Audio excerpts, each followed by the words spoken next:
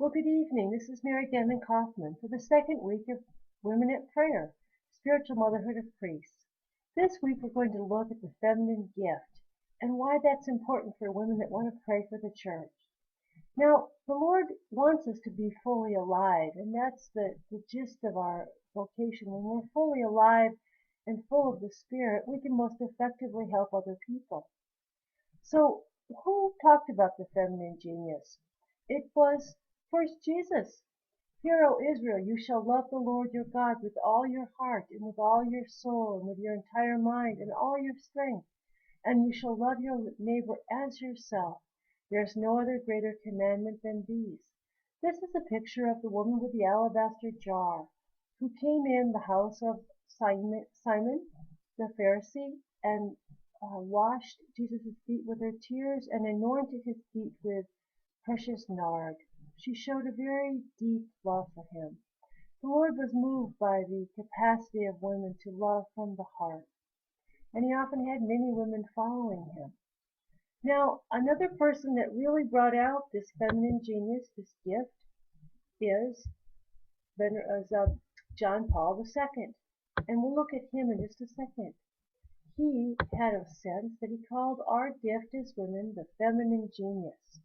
He says, from the beginning of Christ's mission, women showed to Christ and his mystery a special sensitivity, which is characteristic of their femininity. He coined the term feminine genius. Now, what is he talking about? I like to say that grace builds on nature. That was Thomas Aquinas. So we're going to look at what the researchers are saying about how men and women are wired differently.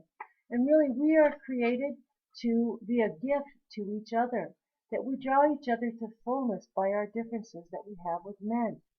There was a wonderful study at the University of Pennsylvania published in the National Academy of Sciences in 2013, and it looked at the differences between men and women's brains. And they found that our brains are wired differently. Dr. Verma, a PhD from University of Pennsylvania, said, the brains of men showed greater flow of electrical energy from the front to the back, while the women showed greater electrical activity from side to side. And he said the difference, according to researchers, makes men better at learning and performing a single task at hand, like cycling or navigating complicated directions. We can do it, but their brains are wired in such a way they're really efficient in doing it.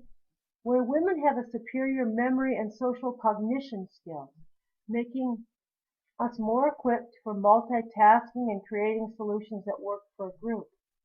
Now on the website you're going to see a short little video clip by Protestant pastor Mark Gungor, and he has a really funny take on the differences between men and women's brains. He takes what the scientists just said at Penn State and he puts it in kind of a funny little video performance. He said the brains of women are like a ball of wire. Everything's connected to everything else. It's like the internet superhighway. All of our synapses are connected to another synapse. Where men, he said, we can compare the brain of a man to a little bunch of boxes, and that boxes don't touch. So really, men can go to one box and shut another box. It's that we're wired for a particular mission, a particular reason, and that we're going to try to tap in and develop that feminine gift. We've been made part of our vocation. We're going to be looking at the very last session about how we look at this life as a vocation. But our differences are given to us because the Lord wants to complete a certain mission through us. It's not a chance, that we are women. It's not that he said, well, I've had 10 women, now I'm going to have 10 men. No, it's because the Lord wants to use us in a particular way. So we're going to look at what does John Paul II say about our feminine gift. And also St. Edith Stein. She's not venerable, she's St. Edith Stein, a beautiful philosopher from Germany who died in Auschwitz. We're going to look at her writings and her work at deciphering this difference between men and women. And we're doing it so that we can cultivate a personal maturity that will help augment our gift of prayer for the church. So let's take a look at what does the Holy Father tell us about the mission of men and women. Now, John Paul II picked up a lot of his ideas about women and our development, our mission within the church from St. Edith Stein. So we're going to talk about what she said about the gift of women. But John Paul II wrote a beautiful encyclical called Mulieris Dignitatem on the dignity and vocation of women. And he said throughout salvation history, when the Lord wanted to get a message across to the world, he would entrust important roles to women in receiving his message and announcing his message of salvation. For here in this scene we see Mary Magdalene from the 20th chapter of John, where she is the first to encounter the risen Jesus at the tomb, and he speaks her name, Mary. She says, Rabboni. And what she wants to do is grasp him. That is kind of a natural tendency. We are made for communion, for connection, for relationship. And it's both a gift and it's also a vulnerable place for us. We'll look at how to make that a place of strength for us. But he commissioned Mary Magdalene to go and tell the brothers. John Paul II in Mulieris Dignitatem chapter 15 said, women are the guardians of the gospel message and the first witnesses of the resurrection. That we are really, Mary Magdalene especially was an apostle to the apostles. And when he wants to intervene in history, he usually works through a woman. Think of Mary, the Virgin Mary, receiving the Annunciation and the Incarnation. He said, the Church gives thanks for all the manifestations of the feminine genius which have appeared in the course of history, in the midst of all peoples and nations, and she gives thanks to all the charisms which the Holy Spirit distributes to women. She gives them thanks for all the fruits of feminine holiness. So our call to spiritual motherhood is a gift to us and the Church. It's a call for us to grow in holiness.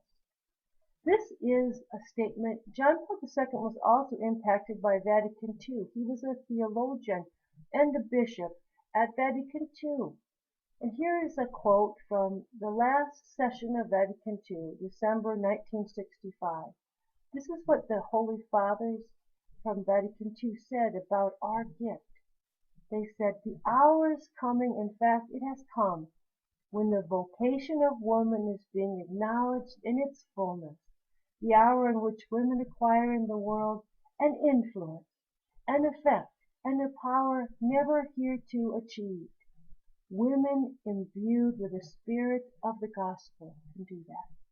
So our call to spiritually uplift the Church, priests, deacons, bishops with our prayers, is a call for us to be women imbued with the spirit of the gospel. So who helped John Paul II come up with this idea of the beauty and the strength of womanhood? St. Edith Stein. I love this slide. We can see Edith as a laywoman on the far left, and then she was born into a Jewish family. Her story was that she was really brilliant. She had a moment in her young adult life where she even considered herself an atheist. And then she went to teach philosophy at a university in Germany. She worked with a great phenomenologist, a person that studies the revelation of grace in the here and now. And she worked for this philosopher, her major professor and a colleague after she finished her PhD. And she was surprised by the beauty of truth. She read St. Teresa of Avila's journal in a long weekend, and she put that journal down and said, that is truth. So she became converted to Catholicism as a former Jew, became even so converted she was a Carmelite nun. And at the height of Nazi occupation, she was moved to a Carmel monastery in the Netherlands, but she was apprehended, taken to Auschwitz, and killed. Now, the story of Edith is that she found herself in a train car full of women and children, and if you've ever been to Auschwitz, I have, the train comes into this archway. It looks like a stadium into this big open grassy area of Auschwitz. And she got dumped out in this big grassy area in the entrance of Auschwitz. All around this grassy area was a bunch of, they looked like barns. And the Germans were so practical, they wanted to make these bunkers for the people at Auschwitz that they could later use as horse barns. And so inside of the barns they had rings to tie up horses inside of them. Anyway, these women kind of lost their grip. These mothers were not attending to children, and their children were running all around that grassy area, kind of distraught, and the mothers had just kind of broken down. And what Edith did is she had her wits about her. She was centered. She was available. She started gathering the young children around her. She had a strong feminine gift. So this first session, we're going to just discuss in brief what did Edith say about our gift. The second reflection tonight, we're going to look in detail. So Edith Stein tells us about the feminine genius. She said, the genius of woman is being a grace-filled person who brings those around her to a knowledge and experience of the good and of God himself. She is the woman who goes out of herself and enters into the lives of others as the begetting and perfecting fruitfulness of God. Oh, these are some words that we can reflect with, and I hope that you do. As you hear beautiful words in these reflections, I hope that you write them down. If you have a journal, write down what touches you and take these into prayer to give God the last word. Now, we're going to look in the next reflection in detail of what she really meant by these really lofty words. Edith Stein formulated these ideas because she taught young men and women in her university classes. And she saw that men and women approached development differently. Women had gifts and certain things they offered to the classroom, and they often had some vulnerable places that she didn't notice in the men. And likewise, men had gifts and particular vulnerable places. So in our next reflection, we're going to look in detail about what is the gift, because Edith said that we each possess this gift in our feminine genius, in our femininity, but all of us are at some place along the continuum of development, that we hold the gift, that it is in potential to be developed. So as we speak about many things, we want to understand the gifts we've been given and understand how to develop them. And she formulated a very succinct way to look at how we would cultivate and develop this feminine gift. So we're going to also, our third reflection, will look at how men and women draw each other to holiness and growth. So I hope that you spend some time on our weekly website. You download the second chapter, which is on the feminine gift, and read it. There's some reflection questions at the end. And then pray with these reflections. We will have a second reflection here shortly. So I thank you very much, and I'll be talking to you soon. God bless you.